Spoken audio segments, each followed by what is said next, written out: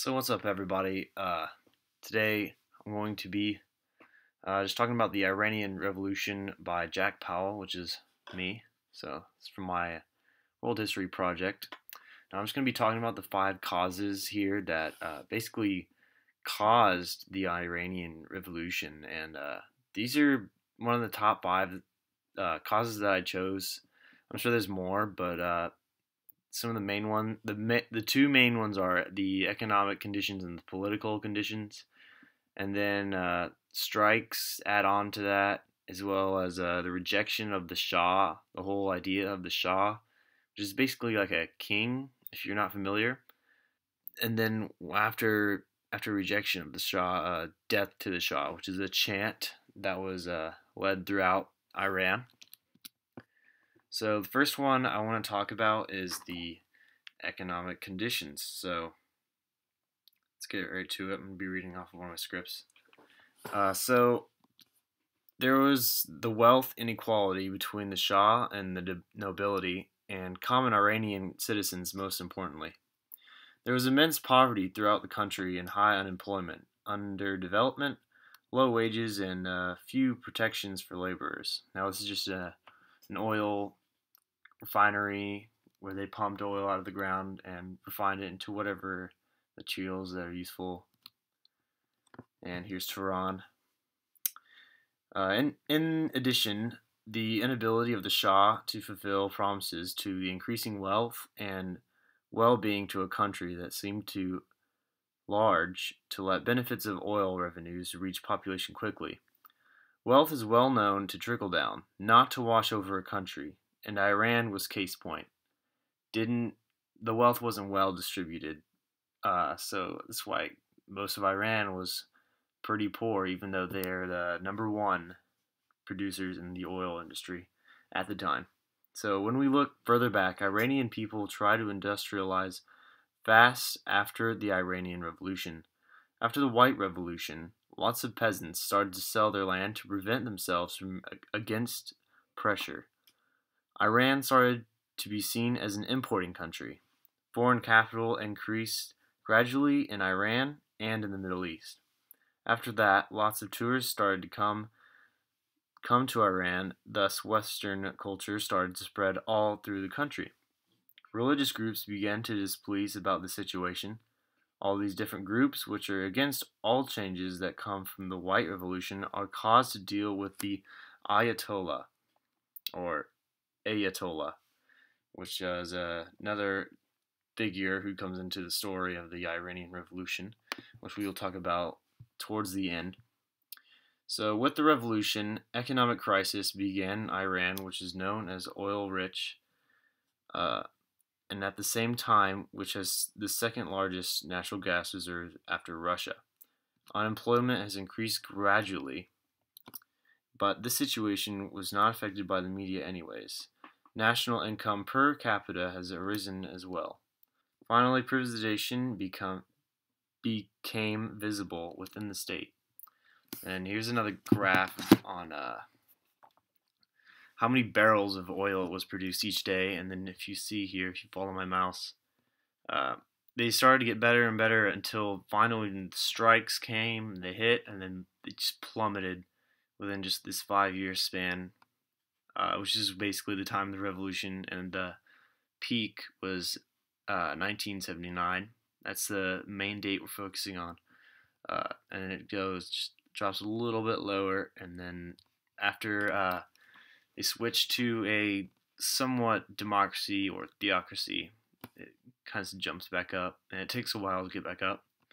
And here's where we are today, somewhere over here, not as high as we were back then.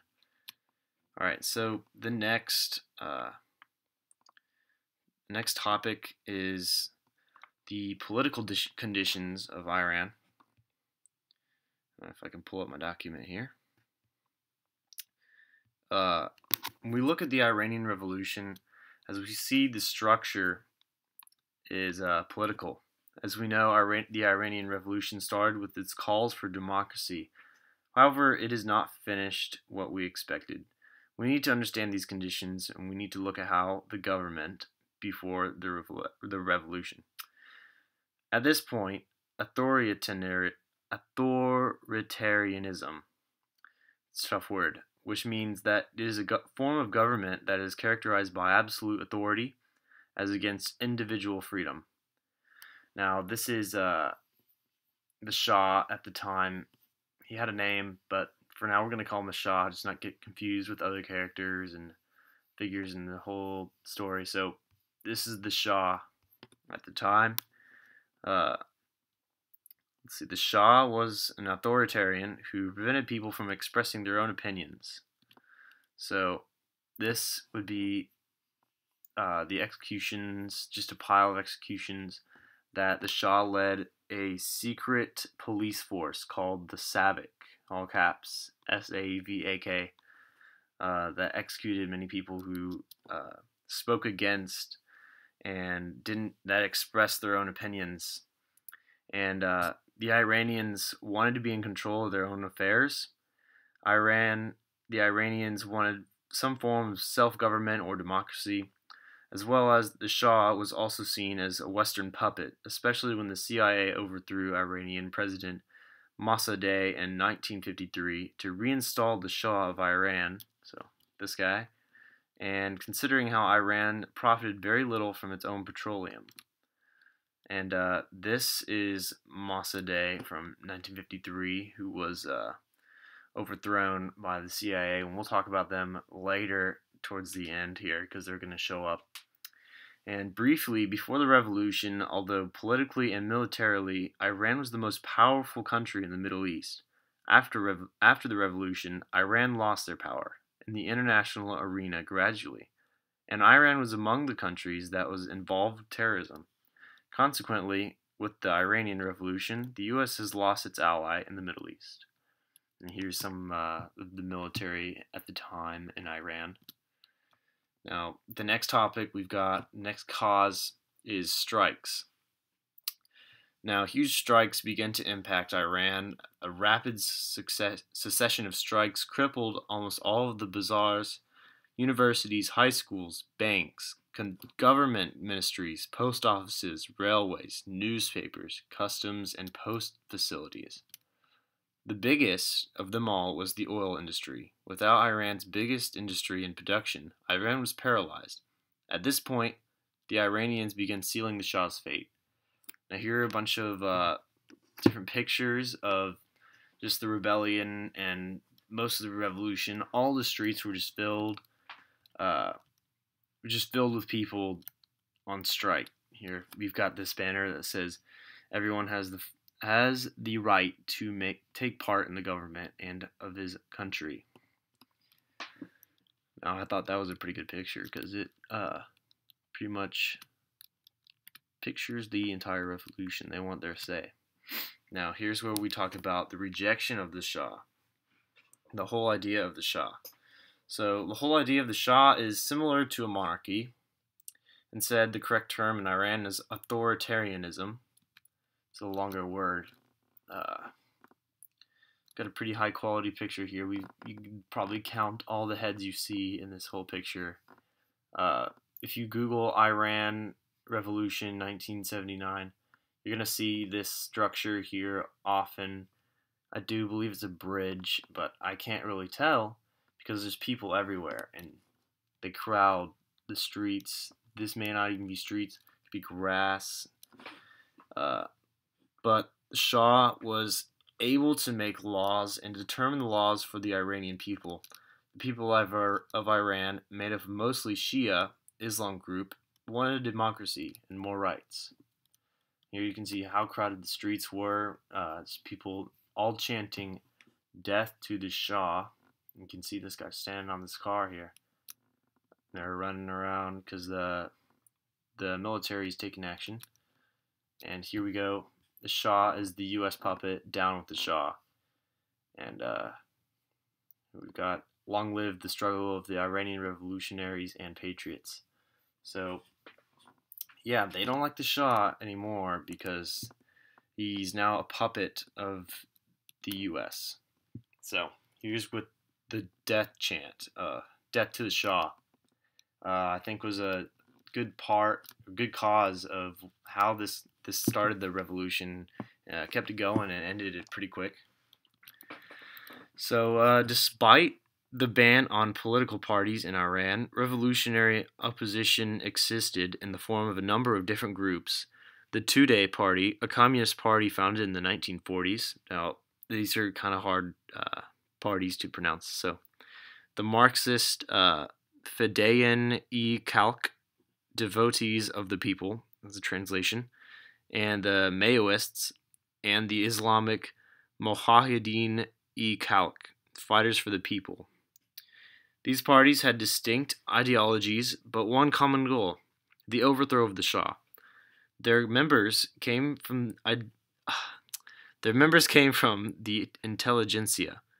Some had been exiled, while others have been imprisoned or tortured by SAVAK, the secret police force. These parties had a strong following amongst high school graduates unable to find a university place, and university graduates unable to find a job. So in 1978, these parties, together with displaced merchants from the bazaars and unemployment migrants from the rural areas, began to demonstrate against the Shah, and the situation in the Tehran became increasingly volatile. So,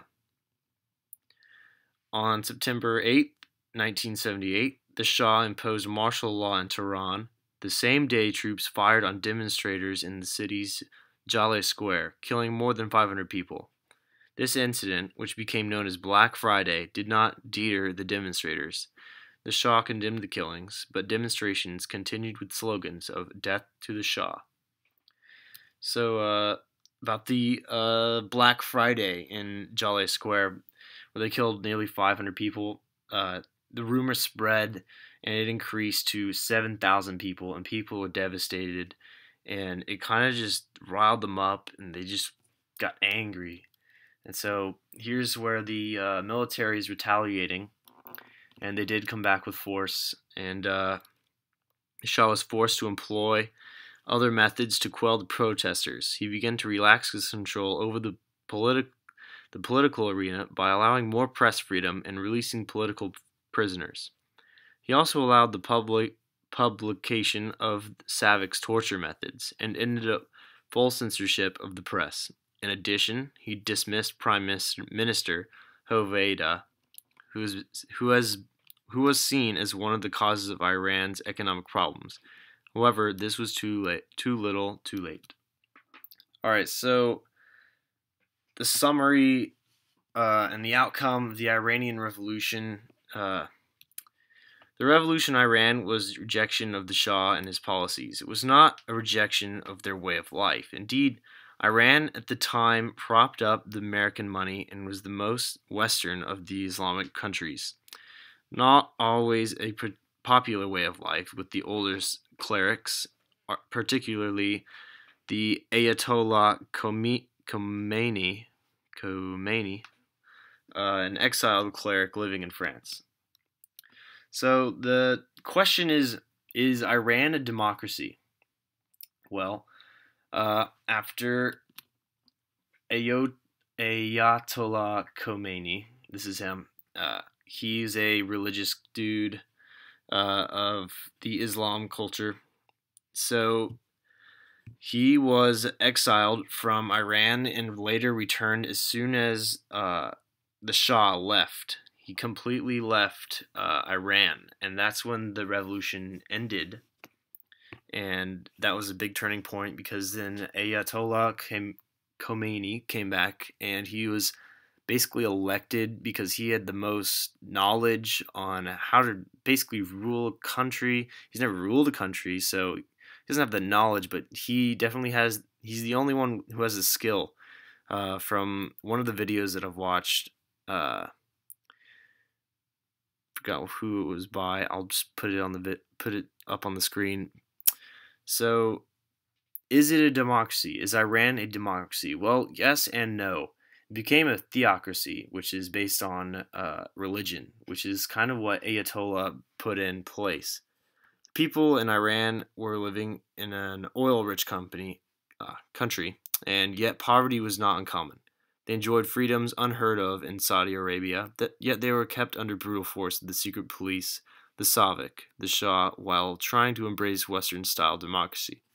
Never was able to balance the Western judicial system, Western style of open government, while contending with the Islamic tradition, which is kind of how it turned into a theocracy. It wasn't quite a democracy. Women were allowed to vote, so that's also a good upside. So often he would take step policy and take shortcuts to enforce his own rules, thus further alienating people of his own country, which is what the Shah did. At the end, the youth rebelled against the brutal oppression of the secret police, the torture of the secret police in favor of Ayatollah, who was welcomed back to Iran with the fervor of a hero. So here's an article where the Shah leaves. It is titled, "Shah leaves Iran for indefinite stay. Crowds exult, many expect long exile." So he left and he arrived in the U.S. So it was kind of random too. So here's just a picture of just the Iranians kind of mad at the CIA when they come into play here. And this is towards the end of the whole revolution.